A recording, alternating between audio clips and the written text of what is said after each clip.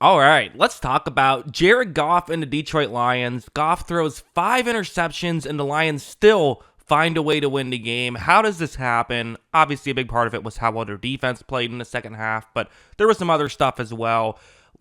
And some good stuff by Jared Goff. This isn't going to be just a video bashing Goff, but I want to talk about really just what was Goff's performance in this game. What do I view it as? Is there concerns down the road, or is this actually fine? Let's get into it.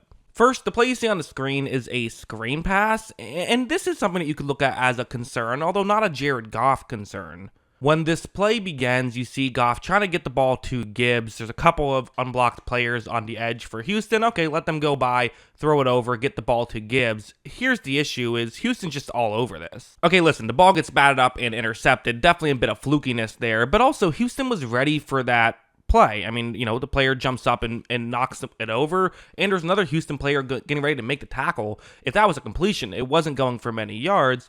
You do have to wonder if Houston was maybe ready for some of the play calls that Ben Johnson had in this game. In fact, I think that is what happened, which results in an interception here. Now, going over here, I heard some Lions fans arguing, and I think fairly so, that not every interception in this game was a bad Jared Goff play. There were plays like the one you see on the screen where this is going to be a 1st down and 10 right here. Goff takes the snap. You're going to see him look towards look down the field. And as of right here, there is pretty quick pressure. So, hey, this doesn't happen a lot with the Lions. They pass block pretty well. I thought Houston was doing a really good job of pass rushing in this game. Goff kind of blindsided there, although I do have to say, did notice the pressure, tried to step up. Probably could have read that a little bit better, if we're being honest, but still a bit of a tough break again. Bit of flukiness there, especially with that getting resulted, ruled an interception instead of a fumble as well. But still, you could put some blame on him if you want to, but you could also say, pressure on his blind side, what are you going to do? And also, one of the interceptions was just a straight-up Hail Mary interception, so hard to blame him too much for this. He did what he's supposed to do, throw the ball down the field, hope for the best. It just didn't work out. So it is fair to say, listen, when you throw 5 interceptions, rarely are they all 5 your fault. Unless you're Nathan Peterman, usually there's going to be some flukiness in there. Although I'd also say he also had this play, which is, it's a deep shot to Jameson Williams towards the top of the screen. It's quarters coverage, and Williams is going to actually blow by the safety.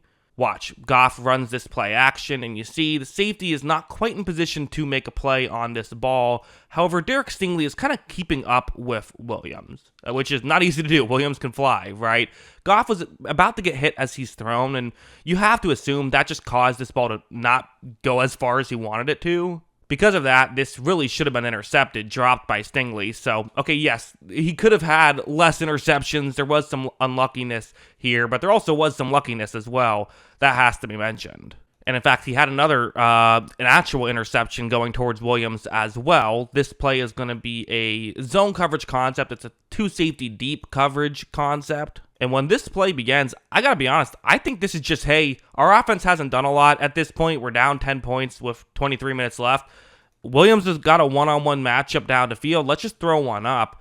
The issue is Williams just isn't really ready for where this ball is going to be. Because of that, it gets intercepted. And to be honest, on a 1st and 10, throwing up a jump ball down the field, really not a smart decision there by Goff. So unless there's something I'm just missing here, this feels like not the ideal situation, I would say, for Goff and for the Lions. And then this one, which is in the red zone. So these are, key plays here, right? This was after you got a CJ Stroud interception. You're thinking, hey, let's put some points on the board.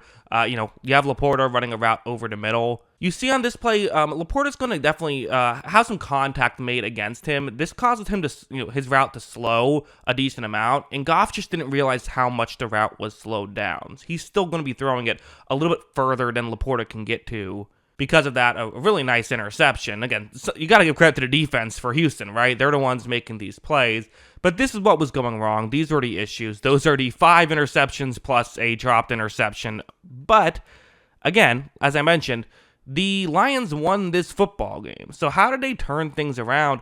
I do have to say, we saw some good plays from Jared Goff in this game as well. For one thing, I think the Lions were able to kind of just move a little bit better on plays like this, where you still saw that when Goff had time, when guys were able to get open, this offense was able to run effectively. Jameson Williams, who, again, is such a deep threat, what that does is it can force the player to just have to cover you further, deep, have to give you a little bit of extra space. So here, when you see that Goff runs this play action, gets the linebackers out of position, over the middle, I mean, the defensive back is off screen right now. This is definitely a throw that can work.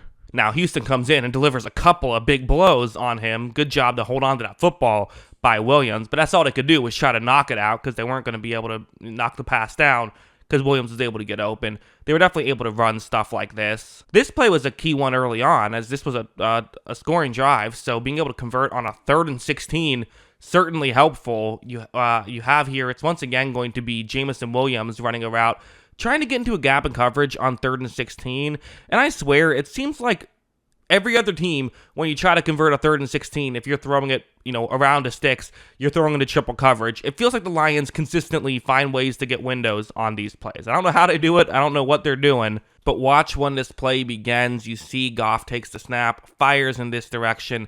As of right here, there's a window. Part of it is just Williams gets to his spot so quickly that he can, get in position. The Houston defenders just takes them that half second to realize what's going on and get over.